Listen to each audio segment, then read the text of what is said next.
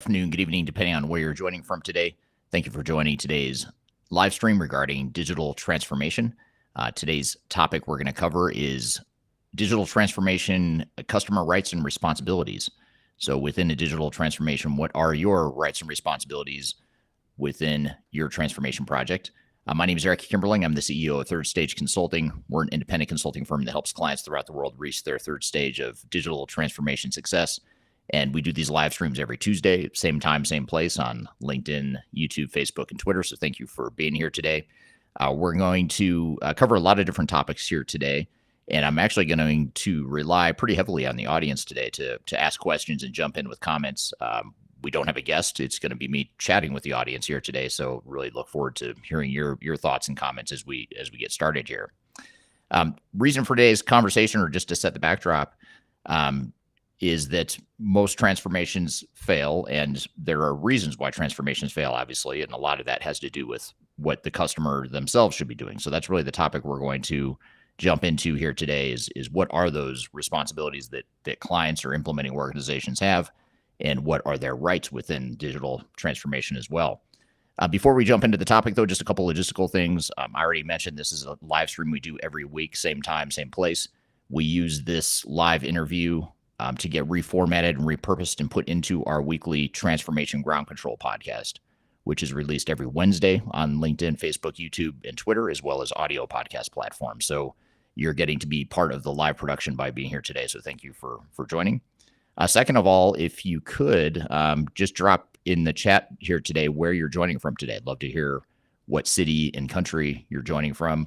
It's always fun to hear where our global audience is from here today. So if you wouldn't mind just dropping in the chat wherever you're from, I'd love to see that. And also, as it relates to chat, I'm going to be keeping an eye on the chat here as we are talking, and I'm going to take questions from the audience. So whatever platform you're watching or listening on, please feel free to drop your comments and questions here in the chat. I'd love to hear from you and love to get to your specific questions. So as I mentioned, the topic today is customer rights and responsibilities within digital transformation. And just to set the backdrop for today's conversation, it's commonly known that most digital transformations fail. I don't think that's much of a surprise to most of us. In fact, most statistics show that upwards of 80% or more of digital transformations fail. And it's easy to blame a lot of different parties or a lot of different things for failures. But what I want to do today is talk about what is it that the implementing organizations have a responsibility to do on one hand. So on one hand, I want to cover what is it that implementing organizations are responsible for. In other words, what are the things that they can't get out of or shouldn't get out of because they're responsible for ensuring a certain amount of the critical success factors for a digital transformation. But on the other hand, I also want to cover what rights customers have. So implementing organizations have certain rights that they aren't often afforded. And I'll talk about some of those dynamics here within the industry that contribute to some of those lack of rights or lack of empowerment for organizations that are going through digital transformation. So I really look forward to the conversation here today. So again, two different angles. We're going to cover rights, which is what are those things that a customer has a right to that they're not getting, and then on the other hand, what are the responsibilities, the things that you can't abdicate, you can't just outsource. These are things that you have to own. And if you look at both sides of that equation, that's largely why so many of these projects fail, is because organizations aren't given rights by their software vendors. Software vendors in many ways are taking too much power or taking too much control of implementation. So I'm going to talk about what some of those dynamics are, what some of those variables are that you can and should control. And then I'm also going to talk about the responsibilities. What are the things that you're responsible for that no one else can be, that you as an implementing organization need to be responsible for?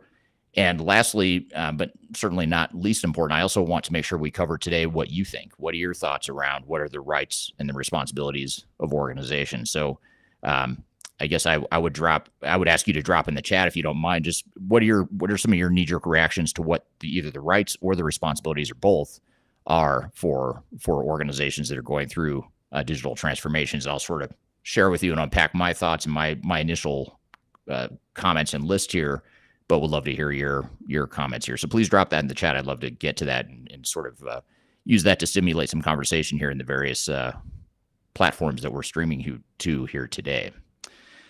So I want to start off with rights. So I want to maybe take it from a perspective of what are those things that you as an organization, if you're implementing new technology, let's say it's an ERP system or CRM or HR system, supply chain, whatever it is, it doesn't really matter what technology you might be deploying. This is a technology agnostic conversation for sure.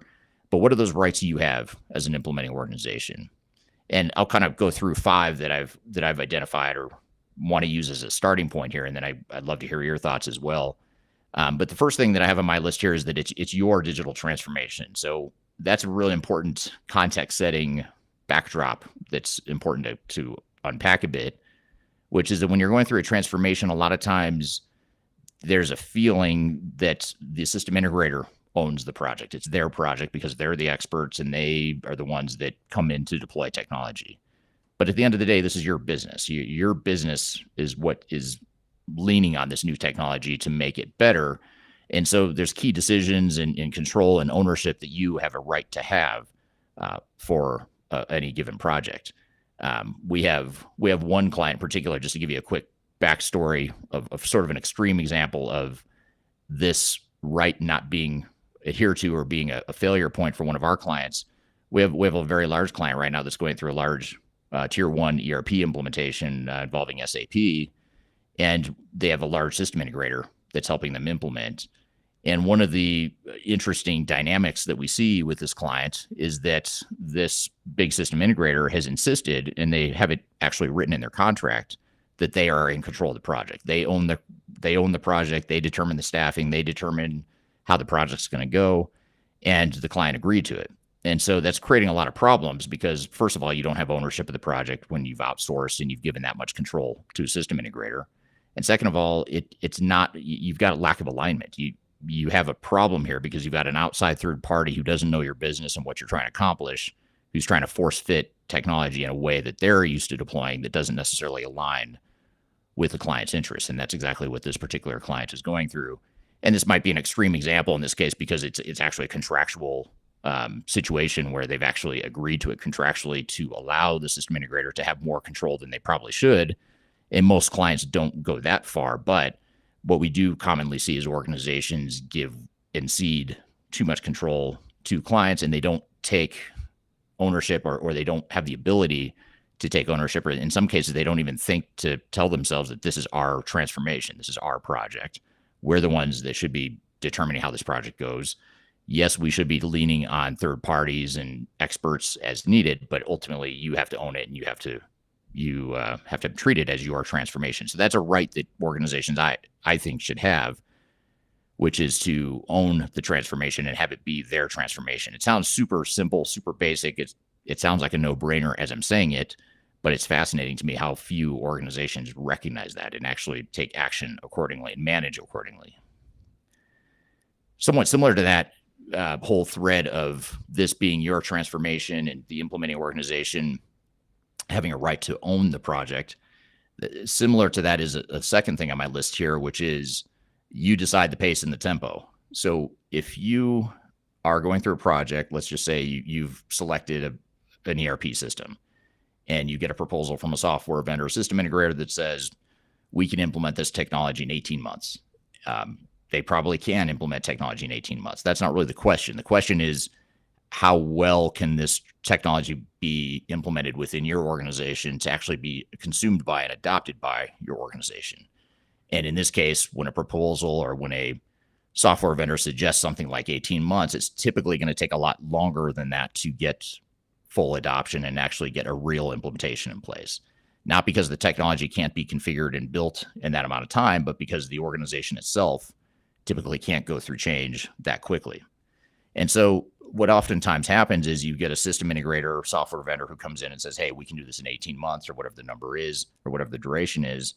And organizations say, okay, that sounds great. Let's do it in 18 months. And then they quickly realize this is a lot of change. This is typically moving too fast than our organization is capable of moving. And the technology is moving at a pace that's faster than we can change our people and our processes. And they tend to not want to or don't feel confident enough to slow things down and say, look, we need to slow this down. We might need to downsize the team to move at a slower pace, and maybe this ends up taking 24 months or 36 months or whatever the number is. Organizations don't feel comfortable doing that, partly because they've already committed now to an 18-month duration or whatever the unrealistic duration was, and now it's difficult to backpedal from that. And so it's really important, though, to set that pace and tempo in a way that makes sense to you as an organization, because at the end of the day, this is, again, your business, your organization. And if you go too fast and too aggressive in your transformation, it's your operations that are at risk. The software vendor and system integrator are not at risk. If your business fails or if you are unable to ship product or satisfy customer demand, it's you that's on the hook for that. So ultimately, you have to treat the project accordingly and make sure that you're managing risk and managing the project in a way that is palatable to your organization. And again, this is a situation where you have a right as an organization to determine what that duration is. It's not the software vendor. It's not the system integrator. They can make suggestions and proposals, but ultimately you have to decide and define what is the right pace, the right tempo, the right strategy for us as an organization. The third thing that organizations have a right to, in my opinion, is that they have a right to know what the software can really do. And this sounds, again, like a basic no-brainer sort of a thing. It might sound like common sense, but this is a really important overlooked one, in that software vendors themselves oftentimes don't fully understand what their technology can and can't do, especially today where a lot of the big software vendors are in the midst of a transition of moving all their legacy systems on premise to the cloud. So you've got these systems out there that are not fully baked, they're not fully developed, they're not fully mature, and you as an organization have a right to know where those gaps are. In every system out there, and when I say every, I literally mean every, I'm not exaggerating.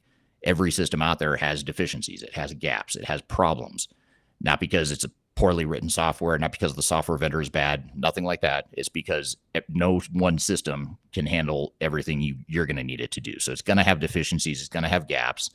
And especially today where you've got these cloud solutions that are still being developed and still trying to catch up to decades of on-premise functionality that had been developed over decades and billions of dollars of R&D. Now you've got these gaps that need to be exposed. You need to know what those gaps are, and you have a right to know what those gaps are, because you have to figure out how you're going to run your business without that functionality that you might be looking for. So really knowing and understanding and getting an honest assessment of what the software can and can't do is something that I would put in my sort of customer bill of rights, if you will. You know, these are the deal breakers, or the things that every organization has a right to. Similar to that, the fourth thing on my list is right to transparency. So every organization has a right to transparency in terms of what the system integrator is doing, how they're staffing the project, why they're staffing the project they are, what their approach is, what their deliverables are. There tends to be a dynamic in the industry, and I was part of this dynamic. So I'm throwing stones at glass houses in some ways because I was part of this machinery early in my career. But when I was part of the big five or the big four consulting firms, and this is still the case today, we see it all the time. There's an art that these big system integrators have mastered, which is to sort of create a dynamic of don't look behind the curtain. Let us do our job. Let us create the technology. Let's build the technology. Let us deploy it. We're the experts. You hired us to be the experts. Trust us. And to some degree, you do want to trust. Obviously, you're hiring someone because you trust them. You want to partner with them. But in my opinion, oftentimes, more often than not, system integrators and vendors take that too far. They take it way too far and really don't have that accountability and transparency that should go along with a healthy partnership and a healthy transformation. And so that's another right that organizations have that they don't capitalize on, or they don't insist on, in my opinion, enough in the industry, which is a right to have that transparency into what a system integrator is doing. Why do you have, for example, if you've got a large implementation and a system integrator has 50 people, let's say full-time on a project, let's question, why are there 50 people? Do we need all 50 of those? Are we overstaffing? Are we trying to move too quickly with more people, when in fact maybe a lower staffing level over a longer duration might make more time? Let's talk through that. And so those are the sorts of dynamics and conversations that really need to happen that don't happen enough in the industry, but yet implementing organizations do have the right to that. And then finally, a fifth one that's very consistent with the others that I've mentioned so far in terms of the theme here is that implementing organizations have a right to manage their system integrators and their vendors. So in other words, the vendors and the system integrators don't have a right to control your project. That's just not their right, unless for some reason, as in the case that I just gave or the example I gave a moment ago, if you've agreed to it contractually, that's a different story. I would highly encourage you not to agree to that contractually, but assuming you haven't, then you have a right to manage the system integrator. You have a right to manage them. They don't manage you. And again, this is a hard one because they're the experts, you're not. They go through transformations all the time, you don't. And so the question then becomes, well, how do I do that? How can I manage the system integrator if I'm not the expert? And again, the point here is that I'm not suggesting that every organization needs to become experts in digital transformation in order to manage their system integrators. That's not at all what I'm saying. What I am saying is that even though they are the experts, you do need to manage them. You need to ask questions. You need to challenge them. You need to hold them accountable. You need to put PMO in place, program management and governance in place to manage and put guardrails in place for those system integrators.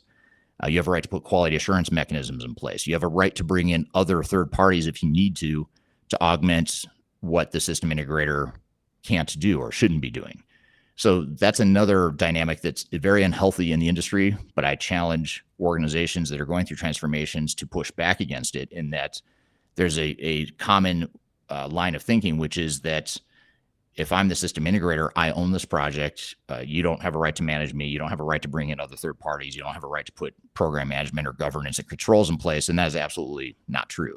You have every right in the world to do that. So that's one thing that is important too, that oftentimes gets overlooked. So these are my 5. I'm starting with the rights part of it, and then I'm going to get to responsibilities in the second half of our conversation here today. In terms of sort of flipping a little bit right now, I'm being a little hard on the system integrators and the vendors, talking about the things that they sort of violate in terms of customer rights. But I also want to flip the switch here in a moment, and I'm going to talk about what are the things that a lot of organizations, or too many organizations, push off or outsource or abdicate responsibility for, try to wash their hands clean of, that they shouldn't be. So I'm not here just to blame vendors. I'm also going to point some more blame at implementing organizations here in a moment. But what I want to do is really go to the audience here and just see what other rights do customers have. What are your thoughts here on beyond what I've talked about, or maybe building on anything I've talked about, anything you might agree or disagree with? I'd love to hear that too. Before I get to those audience questions, though, I want to thank you all for dropping the chat where you're from, just to give you a sample representation of where people are joining from today. Throughout the world, we have Twana from Sweden, Sam from Spain, Ghassan from Kuwait, Ryan from Denver. We have Torben from Denmark, Trevor from Nova Scotia, someone from Felix, England, someone from Atlanta, Malcolm from the UK, Greg from Atlanta. Just a few examples here. Deborah from France. Thank you all for being here throughout the world. I really appreciate it, and hope you're enjoying the conversation so far. So I want to get to just a few comments that have already started to roll in since we started going through my points or my initial thoughts on what customer rights are in a digital transformation. And the first one I want to cover here is from Sam, who's joining us from Spain, in that customer or companies just have the right to expect that implementing consultants are properly trained and not just on their job as a chargeable resource to gain experience. So in other words, you have a right to have consultants on your project that know what they're doing, that you're not paying to train. And I'll give you a quick backstory about my experience, which again, this is sort of hard to admit given everything I'm talking about right here and everything that we at Third Stage stand for. But early in my career, when I was first starting out, I was one of those consultants that just got off the school bus, just got certified as an SAP consultant, and I was coming in to do some SAP change management work. But I was learning most of what I was doing on the job, and I was billing a high rate by the hour, and the client was paying for me to learn. Now, of course, every consultant has a learning curve and a trajectory in their career, and some are more experienced than others. You're always going to have that. But there's a fine line between, paying a junior resource who's not as experienced compared to a more senior resource that charges more. That's part of why there's a delta in the rates. But even if you're paying a relatively low rate for a junior consultant, you have a right to have consultants that know what they're doing. And if you don't, then that's where you start to push back and say, do I need to be paying for this consultant, or why am I paying for this consultant to learn on the job? And maybe just taking it a step further, at the risk of sounding a bit micromanagey, if that's a word, which I know it's not. But if you have a consulting team on a project from your system integrator, you have a right to challenge and to know and have visibility to what the roles and responsibilities of all those consultants are, what their skill sets are, ensuring that they're the right fit for the project. It's so common that you see in the industry that you have consultants that are either incompetent or incapable of doing their jobs, or they're just not good cultural fits with your organization, or they create conflict with the team. And there's a sense of helplessness that organizations have, like, well, I can't do anything about it because that's my partner. I've got a contract with my system integrator for them to do A, B, and C. And that's why I encourage organizations all the time to step in and to challenge and to shape and help mold what the team looks like. Again, it's not your system integrator's project; it's your project, and you determine how that's going to go.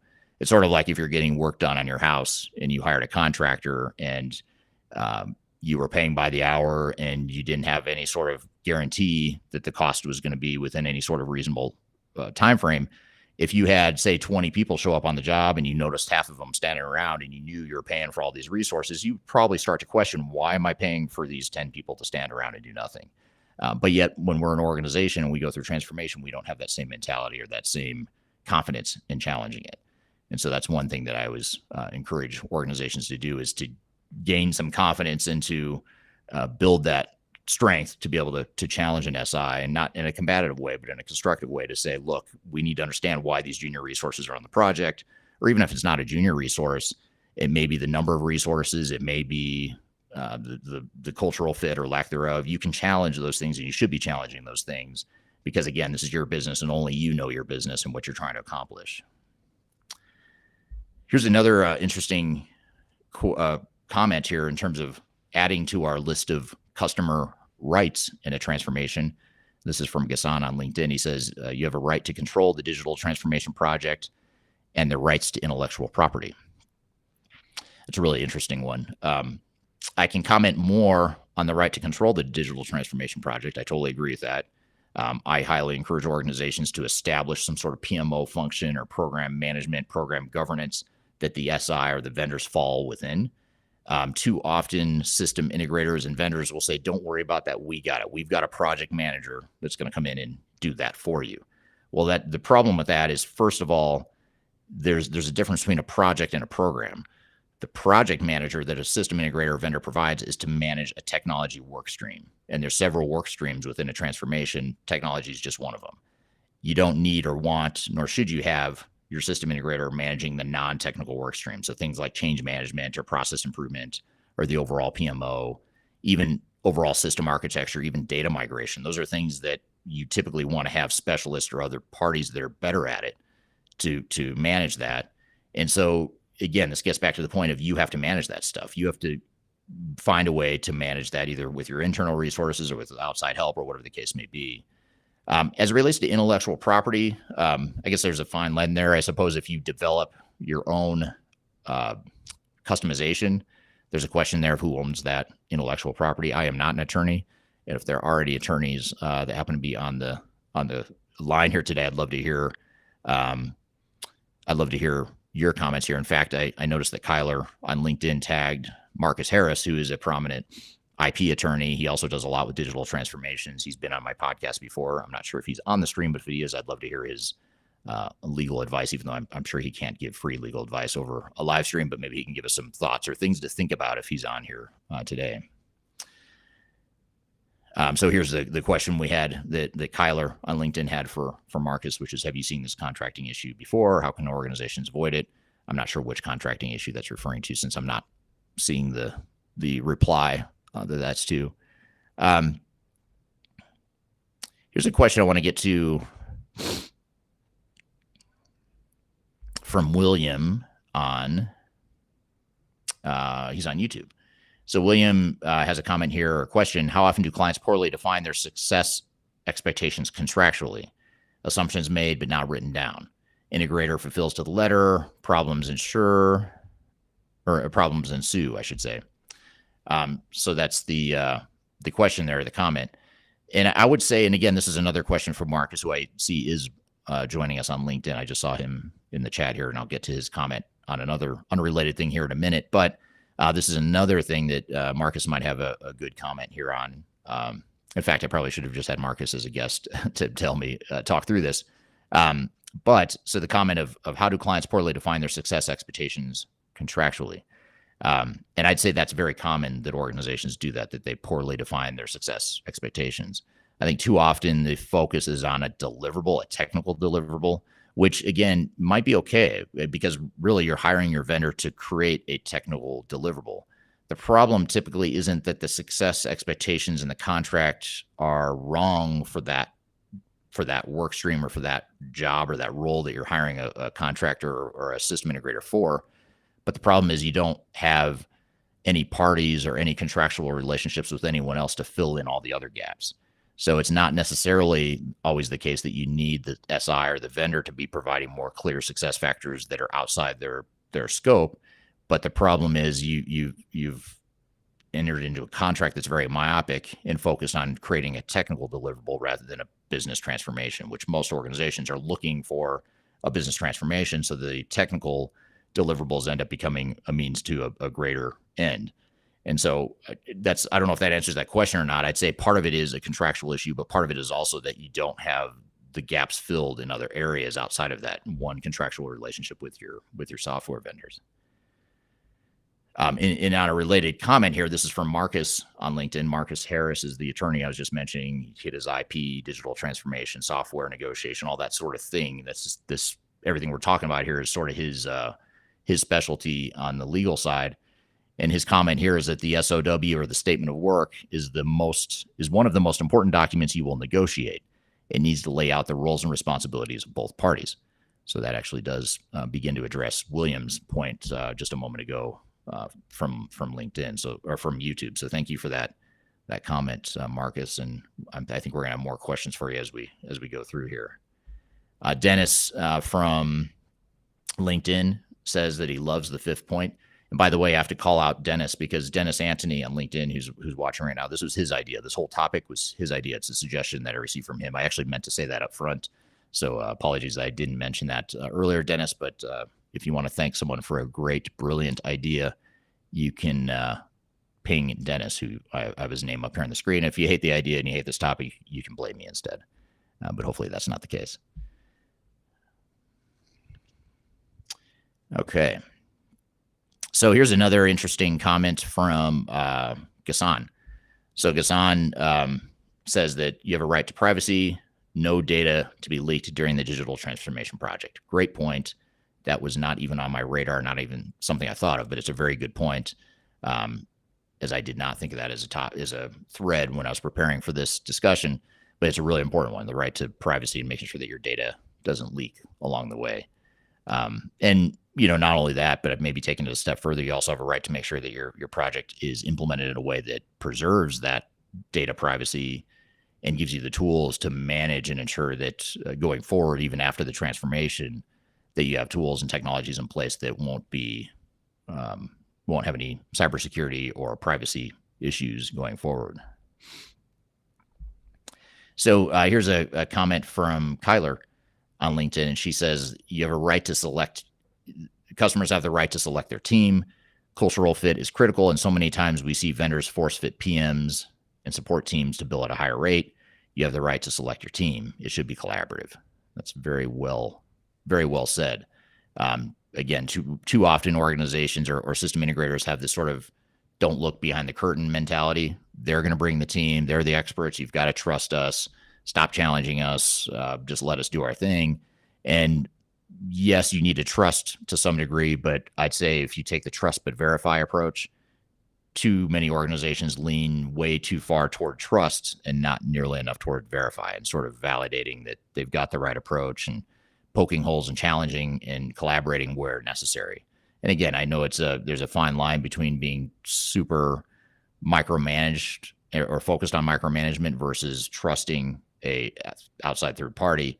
But again, I think too many organizations are erring on the side of trusting too much. And in my opinion, that trust gets violated more often than not along the way.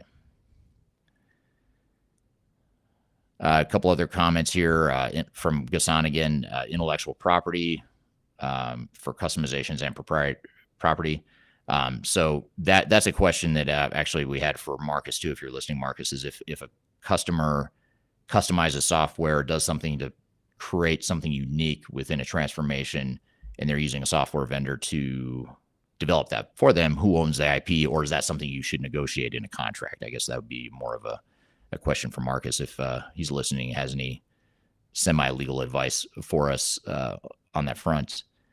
Another comment here from Dennis again on LinkedIn, and thank you for all the great comments, by the way. There's a lot here, so I really appreciate the active feedback here. Dennis says you have a right to raise questions of the system integrators and get the reply from the OEM software company if the answer is not satisfactory. So if you're implementing Microsoft Dynamics, let's just say, and you're using a system integrator to implement, system integrator doesn't have a good answer, they can't figure out a certain function, they can't figure out how to do something that the software can or should do, then you have a right to go to the software company, in this case Microsoft in this example, to ensure that you get the answer you need. And that's a really important one too, because again, in this transition state that the industry is in right now, where we're transitioning from on-premise to cloud solutions, total rewrites of the software in most cases, you're just getting situations where even the more experienced implementation and technical consultants don't fully understand the software, partly because it's changing and evolving every day, but also because a lot of that capability is not yet developed and it's still being formulated and built as we speak. So you do have a right, and you want to make sure you lean on your software vendor if you can't get what you need or the knowledge you need from the system integrator themselves. So that's good stuff. There's a lot there about what some of these customer rights are. But I want to shift gears here for the second part of our conversation. And before I do that, though, a really good comment that just came in I want to get to is that this is from Sam on LinkedIn. He says customers should have the right to have their own consultants monitor the SI's consultants. Great point. And it's a great add-on to my earlier point around managing the SI. And you're right. I think that was my fifth point. You're right to manage the system integrator, to put PMO and governance in place, a right to put quality assurance in place, a right to bring on third-party consultants to either do what you're saying, Sam, which is to manage the system integrator and make sure that you're translating your business needs into technology results, but also filling in the gaps and helping fill the void that is left by SIs. There's certain things that they don't do well or shouldn't be doing, things like organizational change and program management and process improvement, things of that nature. So those are that's a really good add-on point there. So I want to shift gears now and talk a bit about some of the responsibilities customers have. So up until now, I've been fairly hard on the vendors and system integrators, and maybe giving, maybe erring on the side of what the customers are not getting that they should be getting from system integrators and what rights they should be getting. But now I want to talk about the things that organizations should be doing and that they're responsible for that they too often don't do. They try to abdicate responsibility. They try to wash their hands clean. They try to outsource it to someone else. And these are the things that you can't do that with. At least if you want to be successful, you can't or shouldn't be doing this stuff. There's actually more of these than I had, at least on my list. There's more responsibilities here than I had in my list of rights. So the first is your responsibility to do your due diligence. Just because a software vendor tells you something doesn't necessarily mean it's true. And I don't say that because I think vendors or SIs typically lie consciously or intend to lie or mislead, although sometimes they do. But more often than not, it's a lack of knowledge. It's a overly optimistic view of the world that they have, and it's an overly biased view of the world that they have, being focused on their technology and their sorts of implementation. And it's your job to do your due diligence and validate what you're hearing and poke holes in what you're hearing and make sure you fully understand what it is you're really getting yourself into.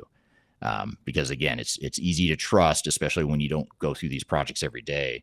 And it's more important to ensure that you also verify in the trust but verify line of thinking here. A second thing is to define a realistic plan, budget, and resources. So again, software vendors and SIs are going to come to you with these proposals that are 9 times out of 10, if not more, they're unrealistic, they're understated, they're lowballed, and it's going to underestimate and create a false expectation of what it's going to take to get the project done right. Partly because there's a couple reasons. One is that partly because the software is typically implemented and designed and built in a way that can be done faster than an organization can actually start to use technology. And those are two different things. Getting a deliverable of technology that works is different than getting a deliverable of technology that works and is now being used by the organization to drive business value and to run the business. Those are two different things and two different deliverables and two different outcomes. So if I get a proposal from a system integrator or software vendor that says, this is a timeline, this is a budget, this is the resource requirement, chances are pretty high that that's to create a myopic deliverable of technology. It's not to create a business adopted technology in a true business transformation. Those are two different things. So you have to create or add a grain of salt to what the vendors have proposed to you to create that full picture of what the full transformation is going to look like. An even more fundamental reason why the plan and budget and resource proposals that you get from software vendors are so often understated is because they're in sales mode when they provide those to you. They are trying to sell you on their services. They're trying to sell you on the value of their technology. And they can't really do that well if they worry that they're overstating the risk or the cost or the time it's going to take to go through an implementation. So they're more often than not going to give you the best case, overly optimistic utopia scenario.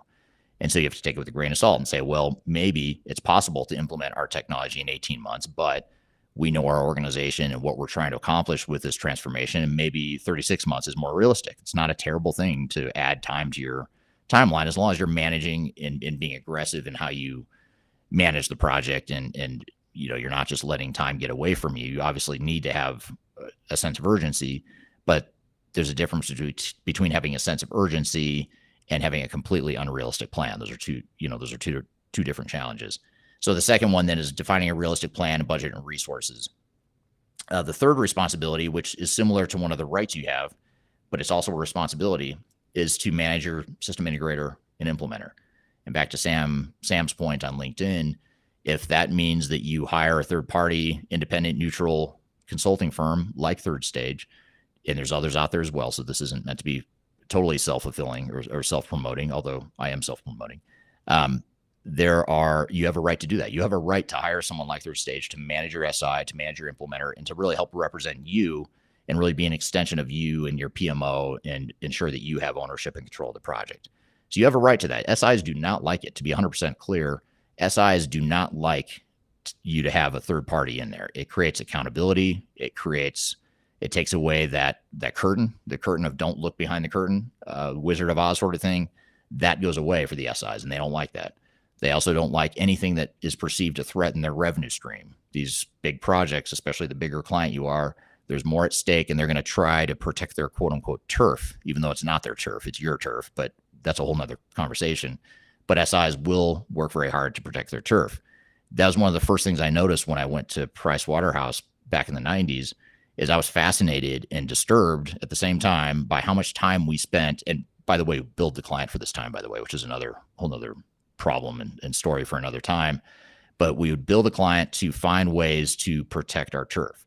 It was a very political, highly political situation, and we were very good at it. I couldn't believe how good that PwC was, and our team and every project I was on was very good at just keeping outside third parties out, keeping that curtain up, making the customer feel confident and comfortable without challenging us in any sort of meaningful way.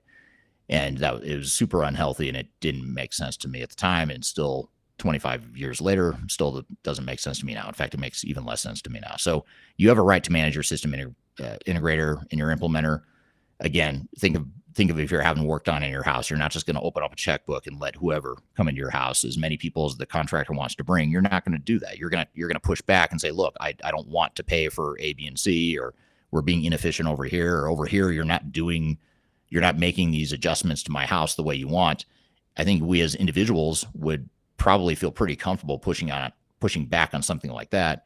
But for whatever reason, organizations and the organizational dynamics that most organizations have create this learned helplessness and this lack of confidence in ability to do that, even though we would probably do exactly that if it was a personal situation. A fourth responsibility that organizations have is to define what you want to be when you grow up. So in other words, don't go in and buy technology and assume that that's going to define for you what your future state organization is going to be. You need to have a very clear vision of what it is you're trying to accomplish, not just strategically, but also operationally, business process-wise, organizationally.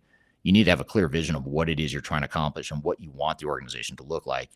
And you also need to make sure you take the time to do those things that you're trying to do. So again, it's not just a matter of hiring an SI and a vendor to come in and slam in some new technology. You need to take that time up front to plan that stuff out and to have a clear path, clear vision and future state operating model and a future state organizational design that you're going to execute to. You have a right to do that, or you have a responsibility to do that early in your project. Related to that, a fifth thing then is to get alignment internally. You have to make sure you're aligned internally, and that's not something that a system integrator is going to do for you. And the less aligned you are and the more involved the system integrator gets, the more expensive your lack of alignment becomes. What I mean by that is system integrator brings on army of consultants to start designing and building stuff. You aren't aligned as a team. You haven't defined your future state. You don't know what you want to be when you grow up. You can't get on the same page. Guess who's paying for that while you try to figure it out? It's not the software vendor or the system integrator that's harmed by that. It's you that's harmed by that, because now you're paying while the meter runs on the system integrator and the software subscription fees. The meter is running. The dollars are adding up while you're sitting there trying to figure out what you want to be when you grow up, and you're trying to get on the same page. So your job, your responsibility is to get alignment and to do that before you start jumping too far into the implementation, before the really heavy spend starts to ramp up on a project. You need to make sure you have that alignment, and too few organizations do that. The other thing, and a second to last responsibility I have in my list here, is to do the things that your system integrator can't, won't, and or shouldn't do. So in other words, your SI fills a role. You imagine a big project org chart. You've got your PMO up top. You've got different work streams like technology. You've got change management, data migration, architecture, process improvement, a bunch of different verticals. You'll also have third-party or other bolt-on systems, especially if you're doing a best-of-breed sort of situation. You might have multiple technology work streams. So the SI fills one box in your project org chart.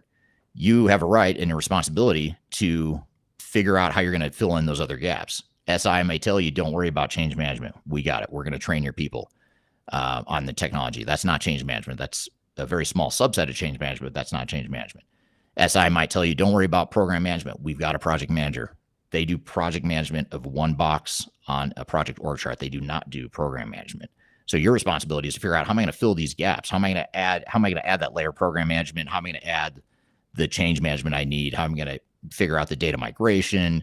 How am I going to define that shared service model that I'm moving towards, or that standard one company business process model that we're moving towards? That's up to you to determine, and then you translate that into what the SI needs to know to be able to build the software to do their part of their box on the project org chart. So that's another responsibility, is to make sure that you do the things and find ways to address the things that the system integrator can't, won't, or shouldn't do.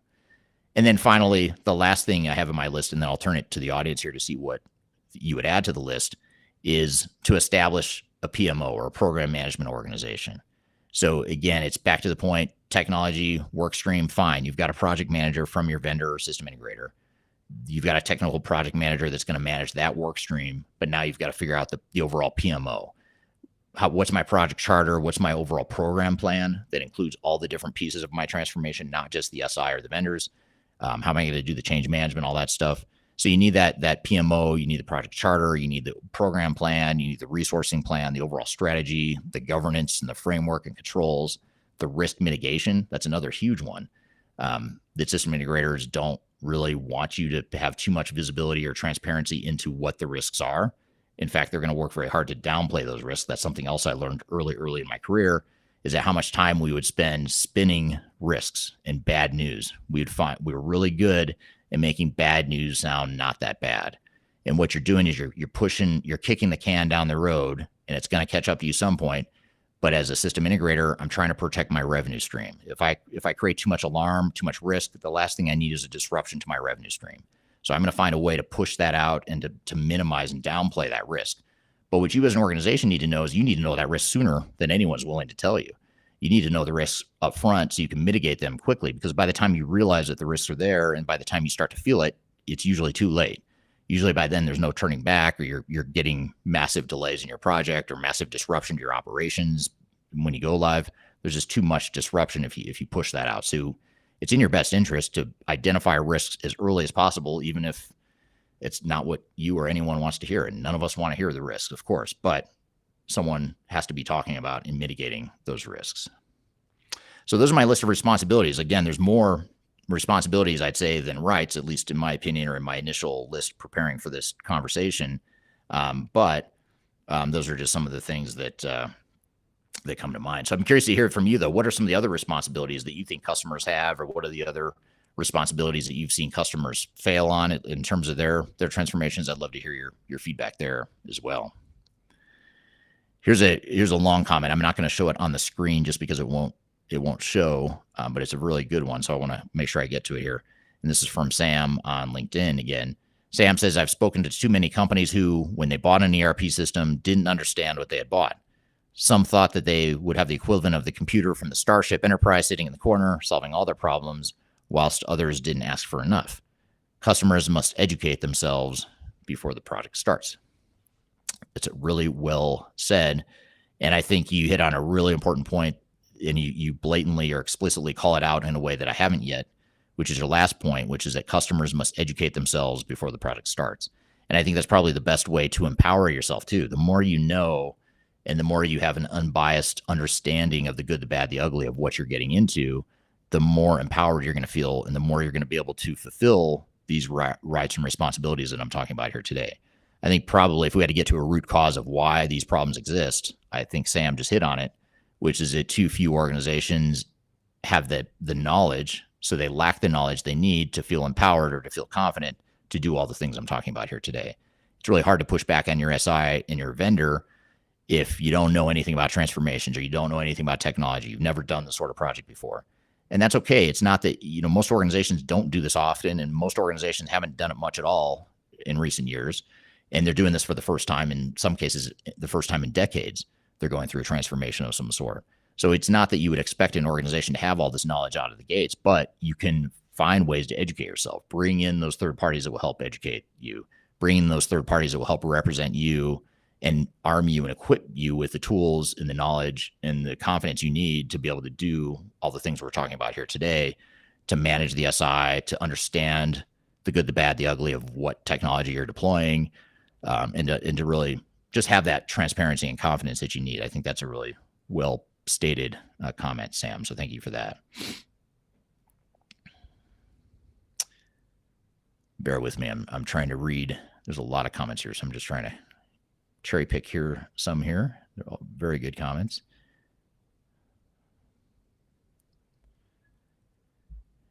There's another comment from Dennis, which is interesting. Dennis on LinkedIn. This is, again, the originator of this idea is this Dennis right here on LinkedIn. The idea for this conversation, I should say. So Dennis says, support the SI to document the functional and technical documentation, not make it the SIs to prepare, which only he or she understands.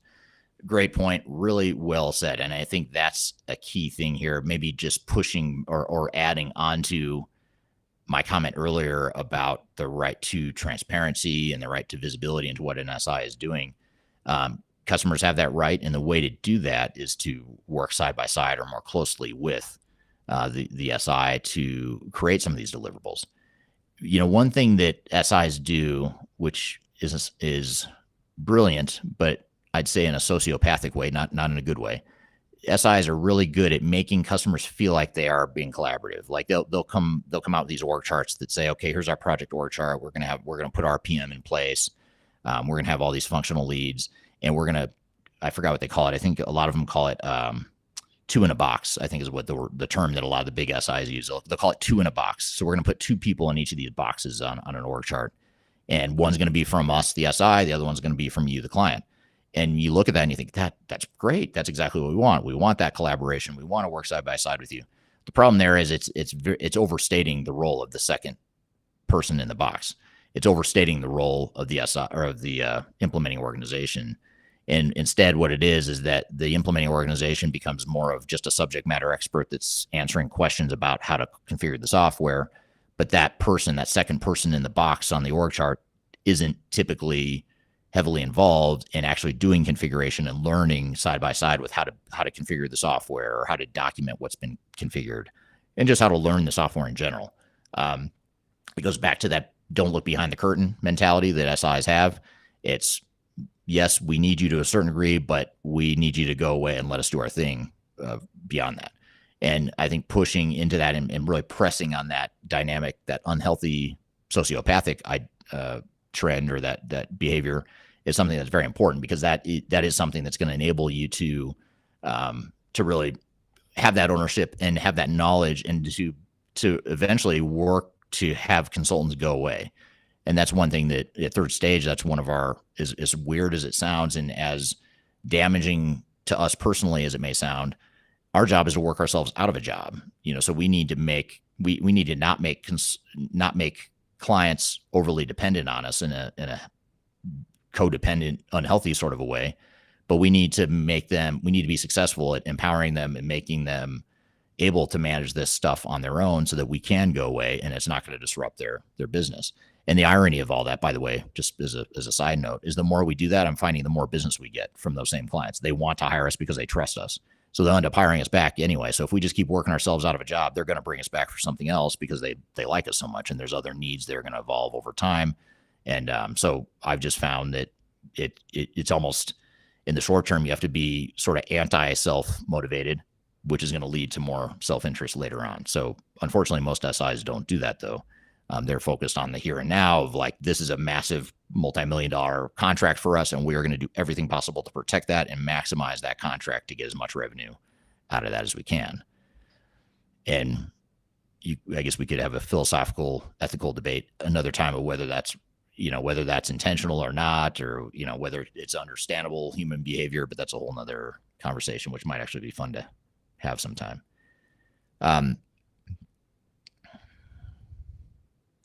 Here's a really interesting question from Deborah on LinkedIn. It's good to see Deborah again. She has been on many of our streams in the past, so good to see you again, Deborah. So I'm going to hide the question here for a second, because just so I can read the whole thing. So I'll hide it off the screen here. But Deborah on LinkedIn says, it's interesting that the SIs are the bad actors in many of these scenarios. In my market, there is not a lot of experience with my product, so we see clients who hire a third-party PMO with absolutely zero experience with the product, and they end up hindering the project and hurting the client's interest. It's a great point, and that is absolutely another challenge that I have not mentioned, but it is something you have to be aware of, is you hire a third-party expert, let's say a program management or project management consultant that they're good at project management. They're not necessarily experts in technology or a certain type of technology, but they're good at program management. That can be damaging as well, because the thing with program management is there is a science to it. Of course, you've got your tasks, your dependencies, your budget. You've got to track to your earned value, the earned value analysis and percent completion and all that stuff. So there is a science to it, but so much of transformation is an art. It's a learned art, and it's something that doesn't show up in a Gantt chart. Doesn't show up in a readiness assessment necessarily. It doesn't show up in your budget. Where it shows up is in cases where, for example, I'm going to use test scenarios as an example. Let's just say I'm project managing, and I'm trying to assess user acceptance. I'm trying to measure the user acceptance of the testing. So we're doing conference room pilots. Let's say we're running through all these scenarios, and I go through the process, and I've got 100% acceptance. On paper, that looks like success. We can move on to the next part of the project. That's the science part of it. The art side of it would say, well, hold on, we got 100% acceptance, but do we have the right scenarios? Do we have an accurate representation of what the business needs are? Do the scenarios, have we documented, have we tested enough within those scenarios? And those are things that don't show up in my 100% metric, because my 100% metric suggests that I'm done and I've done this successfully. But the art side of it, the knowledge of the technology and the knowledge of digital transformation, would lead me to ask more questions around, well, first of all, 100% acceptance sounds a little sketchy and unbelievable if you've done this before, but that's what happens sometimes. You get a number like 100% acceptance, and you want to strive for that, of course, but it's rare that you actually get it. So that's red flag number one. And red flag number two would be, well, let's just challenge ourselves and make sure we've really looked at all the exceptions and all the different scenarios that we need to be looking at. So that's just one microcosm or one small example of how digital transformation and technical knowledge and technical experience is just as important as the program management experience too. So I think you're right, Deborah. I have been harsh on the SIs and vendors, and I would maybe throw another bucket of blame in any sort of third party that doesn't do this or doesn't understand this stuff and doesn't do it well. Sam Graham has a nice comment. I'm going to show it because it's self-serving. Sam says, Kyler, I check your website every week to read the articles that your team put up every day. So thank you for reading our blogs and website, Sam. I also encourage you to check out our YouTube channels as well, under my name, as well as Third Stage Consulting. I'm going to get to a couple more comments here. So many comments here. This is really good. I appreciate all the great comments here. It's borderline overwhelming, so thank you, especially being solo here today.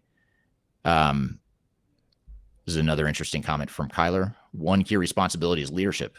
A digital mindset, innovation, transparency, support, alignment all comes from strong project leaders. It's a great point. Something I did not highlight enough here, which is executive leadership, sponsorship, ownership, vision, all that stuff. That's another responsibility and a right too, by the way, but it's more a responsibility that organizations have. They have to create that clarity of vision and that strong project leadership in a project in order for it to be successful.